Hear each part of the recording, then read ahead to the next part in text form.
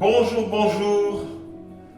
Gloire à Dieu pour donc, ce nouveau créneau, ce nouveau temps de partage, pour cette nouvelle semaine de partage de la parole de Dieu. Voilà, nous sommes en train de parler du royaume des cieux. Le Seigneur nous a mis à cœur de parler du royaume des cieux, de son royaume. Nous avons vu durant les jours passés. Pour pouvoir affirmer qu'un royaume est un royaume, il faut un roi, il faut un domaine, un endroit où ce roi règne, il faut des sujets, des personnes sur qui le roi règne, et il faut des lois pour administrer ces sujets. Donc, nous avons vu en première partie que le roi du royaume des cieux est Dieu, l'Éternel des armées. Nous avons vu dans la Bible. Nous avons commencé à regarder le domaine sur lequel il règne.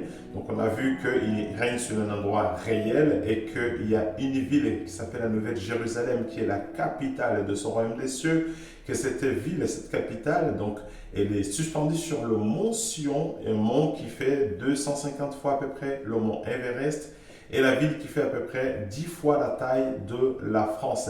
On a vu que les rues sont pavées d'or, que c'est une ville glorieuse. On a vu qu'il y a des mers de cristaux. On a vu que les murs des maisons sont faits en diamant. Donc ça, on l'a vu dans la parole de Dieu. Maintenant, on va aller en profondeur, regarder les maisons qu'il y a dans cette ville. Donc, on a pu voir Jean 14, 2, qu'il y a des maisons qui sont construites, des belles maisons dans cette ville.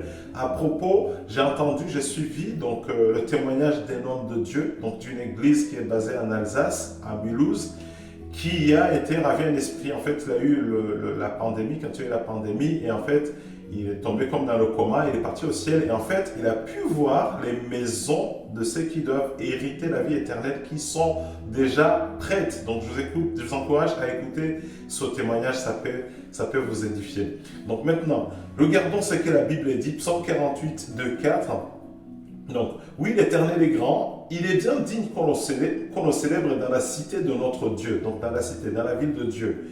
Sur la montagne sainte, la Nouvelle Jérusalem, colline magnifique, joie de la terre entière, montagne de Sion, tu es la demeure de Dieu. Donc, c'est là que Dieu habite, Dieu donne son adresse. La cité du grand roi, la ville du grand roi, la Nouvelle Jérusalem, Dieu dans ses palais, donc on nous apprend qu'il a des palais, dans ses palais de Sion se fait connaître comme une forteresse. Donc Dieu habite dans des palais au mont Sion, dans la cité de la Nouvelle Jérusalem. Donc si nous voyons ce qui se passe ici sur la terre, nous savons qu'un palais, c'est là où habite le président ou le roi d'un pays. En France, c'est le palais de l'Élysée. Donc aux États-Unis, c'est la Maison Blanche. En Russie, c'est le Kremlin. Maintenant, au ciel, on va voir s'il y a un nom qui est attribué à ce palais. Regardez ce que dit la Bible, Apocalypse 21:3. Et j'ai entendu du trône une voix forte qui disait: voici le tabernacle de Dieu avec les hommes. Il habitera avec eux et ils seront son peuple. Dieu lui-même sera avec eux. En fait, on apprend qu'il va habiter. Les hommes vont habiter avec lui, dans sa cité, dans son palais. Le palais, de ce verset, on peut comprendre que le palais s'appelle le tabernacle au ciel. Donc Dieu donne son adresse, Dieu dit qu'il veut habiter avec vous et moi. Donc est-ce que vous faites le nécessaire pour habiter avec le Seigneur? Voilà, c'est la question que je nous pose. Je vous souhaite une très bonne journée, que le Seigneur nous bénisse.